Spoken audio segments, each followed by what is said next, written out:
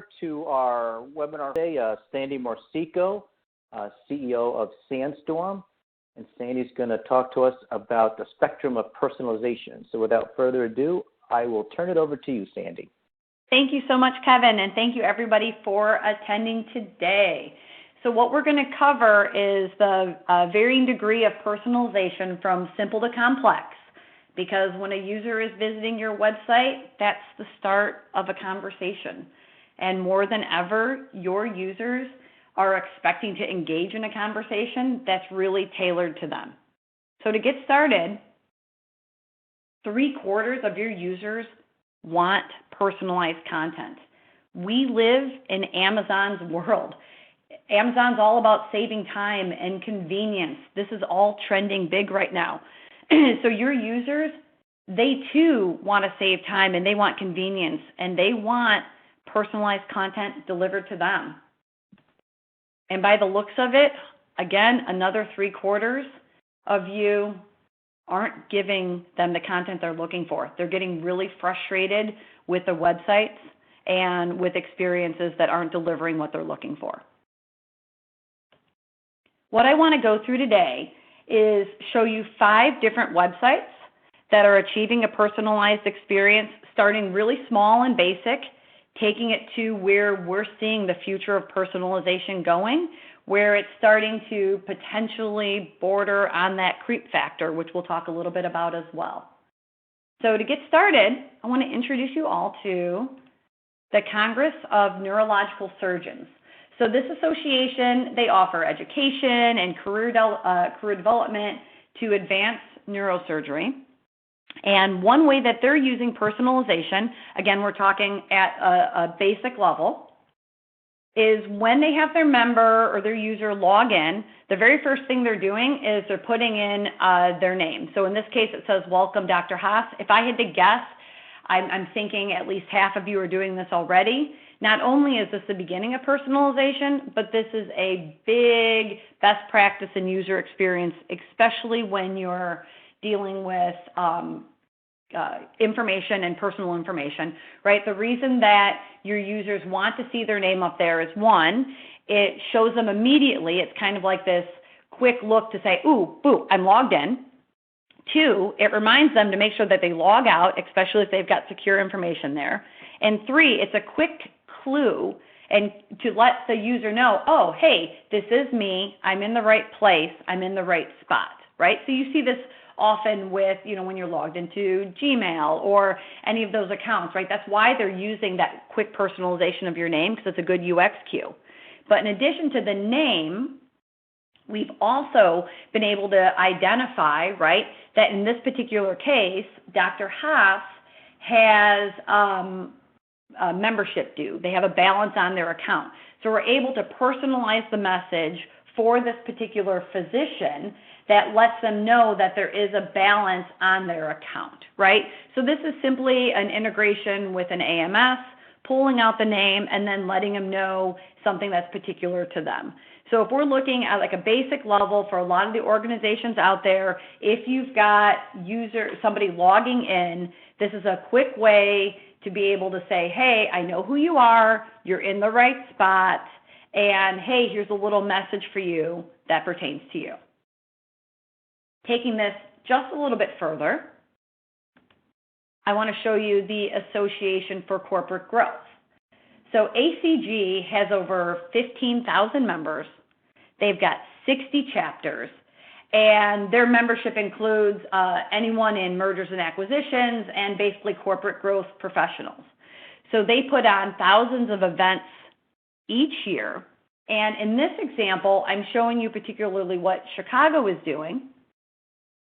So if we zoom in, what I'm showing you is a basic event detail for everybody that comes to the site, right? So right now, there is no one's registered, no one's logged in, right? They're just letting you know, hey, here's where the event. After they log in, what you can see is that they now can see that they've got their event registration confirmation done and the attendee list is filled out. So if I go back really quickly, the attendee list wasn't there, they had some event materials, and you're just registering. But moving forward, it's simply showing, hey, now I can go see my confirmation. Now I can see my attendee list. You could even take this a step further by maybe showing content around, hey, now that I've seen you registered, why don't you download the event app, right? So all of this can be automated. All of this is personalized based on the user's actions and what they're doing.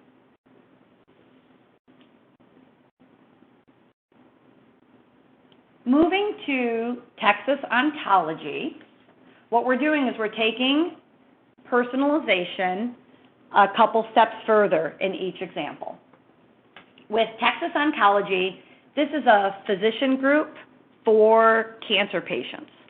But like many of you, they don't just have one user group. This website's for patients, it's for caregivers, it's for referring physicians, right? And what you're looking at is the main web page. That's their general information. So they talk about their oncology care model, and they talk about their innovation, and it's a little bit more of a general picture, right, that's catering to everyone and anyone that's going to their site. But in this case, they're not requesting any kind of login, but what they're letting the users do is self-select to start to personalize their own content. So if I zoom in here across the top nav in this area, the end user gets the option to say, I'm a patient, or I'm a caregiver, or I'm a referring physician, so that their experience is no longer just the generic type content, one size fits all, but it then allows the user to self-identify, and with that small click, they can start to get more information. So if I click to give you an example of I'm a patient, you can now see the messaging and the imagery has completely changed. It's not about their model. It's not about the innovation. It's really speaking with an empathetic tone about from surviving to thriving. It talks about defining a new normal after cancer. You now have this new landing page and this new experience that's been built and designed for the patient. In addition to just changing the graphic header, again, we're talking about like how do we grow this piece by piece. In addition to changing the graphic header and putting in a little bit of content, they've also, if we scroll down, given the patients information if you've been newly diagnosed, if you're a current patient, if you're a survivor. So with Texas Oncology, they've done a self-selection process in the upper header, in the header navigation. They have then done a new graphic imagery, so they personalized imagery, personalized that headline messaging, and then further down, written content specifically for the patients, for the cancer patients, speaking to them. We call this a little bit of the mock personalization because it's literally using a type of navigation to get personalized content. I'm going to take this a little bit further. Another example is the Arthritis Society. So this is a charity in Canada, and they provide education, research, they do advocacy solutions for those, again, with arthritis. So they've got multiple user groups, those that are with arthritis, those that have a loved one with arthritis, and those that are maybe a healthcare professional. What you're looking at is the standard homepage. I don't know who you are yet. This is kind of general. It's going to everyone. Again, this end user can start to self-select in two ways. So when I click, in this case, that I'm living with arthritis, I then get new graphical images, but I'm also going to get new content. And in this particular case, they're really using imagery to start to tell one of their core stories, which is arthritis is not just for senior citizens. Arthritis actually occurs in young adults, right? It's not necessarily somebody who's maybe a bit older who could get arthritis. So they're using imagery to start to tell the solutions. But in addition to the self-selection of who I am, you also have a link above on the top for your province. So again, we're talking in Canada for your location. So you've got now a complexity of depending on my location and depending on which user I am. Am I living with arthritis? Am I a loved one with it? Or am I a healthcare professional? Will determine further down on this homepage what you get. So scrolling down, I've got the ability to see these upcoming events. Again, this is literally pulling together where you say you're located and where you are on the user group platform, and they'll identify the right courses and workshop and events that work for that user. So it allows, it's a great filtering system and some personalization to build a custom experience for that user. In addition to upcoming events, they also will show recent news maybe that's global, and then news that's local to you, again, based on who you are and where you're at. Now examples 1, 2, 3, and 4 are all requiring your user to actually do something, right? So they're logging in, or they're registering for an event, or they're self-selecting. That's everything that you could be doing in Drupal and in Kentico and in your CMSs. Moving forward, and what we're seeing for the future of personalization doesn't require the user to do a single thing. I want to show you Optimizely. So right off the bat, what you're looking at is the homepage for Optimizely that's showing what anybody would get, right? This is their generic homepage, but they've got one thing in there. They're looking at your IP address, checking the time of day, and then in this case, they're saying good morning, right? Super simple, just based on the IP and time of day. They're starting to show you what personalization can be if you fall into their bucket of generalization, generalized public. But they've taken it a step further, okay? So not only have they said, here's a general user group, they've also put together user groups based on industries, based on IP addresses. So this next example is what you would see if you are in the travel agency business. So they took the Orbitz IP address, the Expedias, the Pricelines, large travel agencies, travel sites. They put them all together, lumped them as a user group, checked the time of day. So now you're in good afternoon, right, when your person's going onto the site, your user's on the site. And they optimize the content. So they say, let's optimize digital experiences for your travelers, right, because they know that they're speaking specifically to the travel industry. In addition to that, they've also added a travel imagery. So what you can do with personalization, not having the user do a single thing, you can group them into industries, but that's not all. Optimizely has also used it in their sales efforts to optimize a specific personalized experience based on IP address for a company.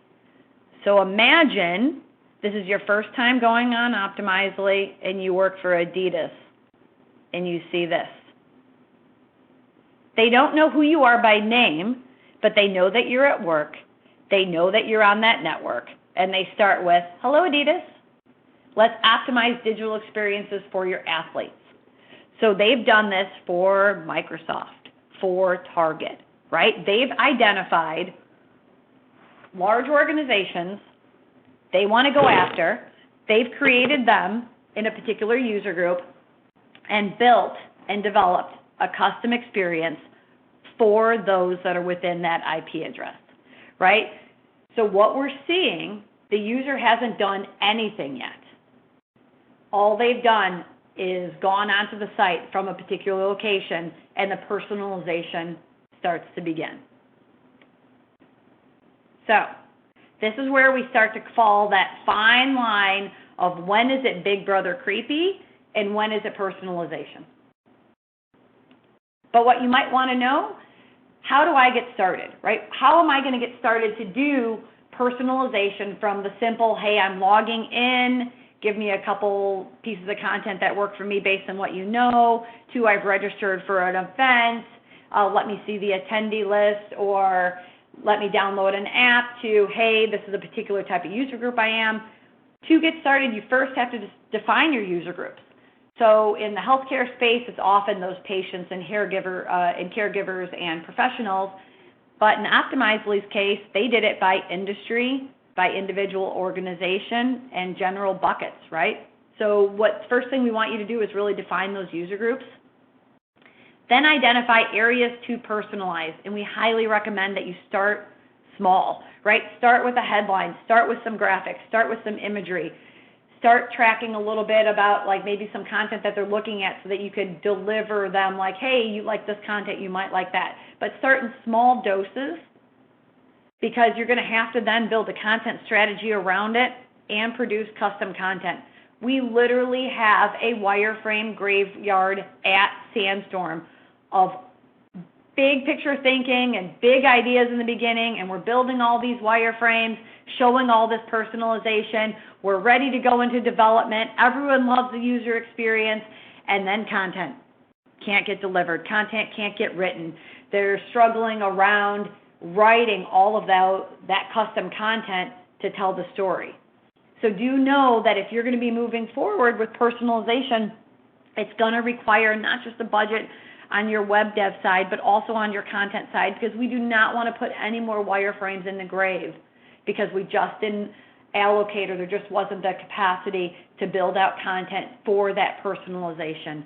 And the other thing, we want you to make sure you save extra time for QA, because it's way more complex when you've got to look at multiple scenarios on, let's say, the same page to say, okay, I've got these different use cases producing different content. You need to test that. There would be nothing worse than you working for some other company that says, hello, Adidas, and you're like, wait, what? I don't get it. This doesn't make sense for me, right? So all of this needs to be tested when you're doing personalized content and doing personalization on your website. So I'm just asking for extra time on the QA testing, and make sure that you produce that custom content, or just at least allocate time, resources, and energy to do that. So without further ado, I'd love to open for questions. Great. Thank you, Sandy. So for those of you who want to submit a question, there is a chat bubble on top of your screen, and you can just write up your question, and we'll get to it. And as people are thinking about questions, though, Sandy, one of the things that I'm thinking about is, what are the best areas for my website to start personalization? Yep. Thanks, Kevin. I would really look at it's like your home page, or any landing page, or maybe your dashboard, right? Those are the real easy first beginning great places to start, because that's what the visitors are going to see. And when I say like landing page, it very well could be, let's say you're doing an SEM campaign, or you've got a lot of Google traffic that's going to some key pages on your site. That's what we're referring to as a landing page, right? You have a home page, but you have all of these other kind of mini home pages. And they've shown that with some personalization, you can improve your conversion. So that's really where I would look first, and I would start with some of the easy ones, maybe some headlines and some images as a great way to start. And that's what we really wanted to show, because personalization can get really deep, really complex, really fast. But I really was hoping to get the group today into like dipping their toe into the water to what's possible and how they could do something today. And like your event registrations and those personalizations on your homepage or at login are the really quick ways to start personalizing. Okay, great. And so you showed us earlier about personalizing the homepage, like, welcome, Dr. So-and-so. What other ways can we personalize our home pages? Yep. If they're already logged in, it could be like, hey, here's an event that you maybe were at in the past. You might like this event as well, right? So there's a kind of like that recommendation that you see often on Amazon products, like if you like this, you might like this. You can always also remind them of additional special events that are coming up in their area. You can use cookies to kind of track what content your users are already looking at, and then serve the most recent content that they've already looked at, maybe with some similar topics to say like recently viewed and topics that might interest you. So that's like an easy way, especially when you're logged in, that you could start to personalize that dashboard or that new homepage just based on where they've been and what they've been interested in the past. Okay, great. And one of our participants was asking, I just launched my new redesigned website. Is it too late for me to go back and personalize areas? No. Oh, that's the best part about this. Personalization is an ongoing process, and you absolutely could do this in phases. And that's when I say start small. You could budget for each year or each quarter about starting personalization piece by piece. So a newly launched website is probably one of the most ideal times because you've just gone through new IA, you've just written some new content. You can look at it now with some fresh eyes to say, hey, where are there some opportunities for me? And again, just start small. This is not something that's going to require lots of rewriting. It's something that's built upon. So you've got your first layer, let's say, of content. Now you can write different content for different components, and we can start to work that way. Okay, great. Thank you. Another participant was asking, who should the team members or stakeholders be in my personalization strategy team? Okay. So you're definitely going to want, so each organization is different with who they have, right, and who their key stakeholders are on the website project. But I would say two components or two individuals that you're going to want to be there is going to be someone who's in charge of content and content strategy, and then you're probably going to want some type of SME or subject matter expert, right, that's going to be able to help determine what type of content truly suits the particular audience segments that we're looking to personalize for. Another person that you'll probably want to have conversations in the room may be marketing, because there's marketing personas and then there's user personas. So you're going to want to have conversations about, from a marketing standpoint, what message is it that I want to get out to these different user groups, and then from a user's perspective, what type of content is it that they're looking for. If you happen to be lucky enough to have someone in user experience or a UX person on your team, I'd put them in the room because they can really help you identify if you've crossed that creepiness factor, right? There's this whole fine line of being big brother or actually delivering value. Great. Another question from one of our participants is there one CMS or website tool better at supporting and or implementing personalization features? Yep. So two CMSs that come top of mind that have outstanding built-in personalization functionality are Kentico and Sitecore. They're all about a mix of being able to understand where users have been, what type of content they're looking for. They have built-in personas that you can develop and user groups. So it's already included with their software licenses. And two of the examples that I showed you, both Oncology and Arthritis, are in Kentico, one of the CMSs that we build in. Okay, now, great. If I could jump in. The other, you can do some personalization in. We had the first two examples of the associations were built in Drupal, so that's how we're using like the logins and the events. to start to personalize. But Kentico and Sitecore both allow, they already have a software system built inside that's tracking user behaviors and helping you deliver through their CMS and the interface, the WYSIWYG, the custom content objects. Yeah, and I was just going to follow up to, the person who asked about the question about I just launched my new site. And one of the things I was thinking of, if that organization did not use one of these CMSs, that means there's no need to kind of redo everything, but maybe reach out to their CMS provider and ask them what kind of personalization features or tools they have, and maybe learn more about what their current tool can offer. That is correct. We could even personalize within WordPress. There isn't a CMS that we can't do personalization with.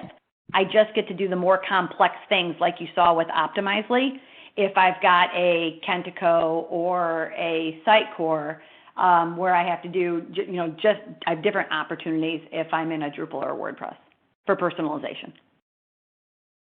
Okay, great. And then since you mentioned Optimizely, are there best practices to keep personalization from getting, too creepy, like you mentioned before, of, this website knows way too much information about me? What's the balance that we should be thinking about?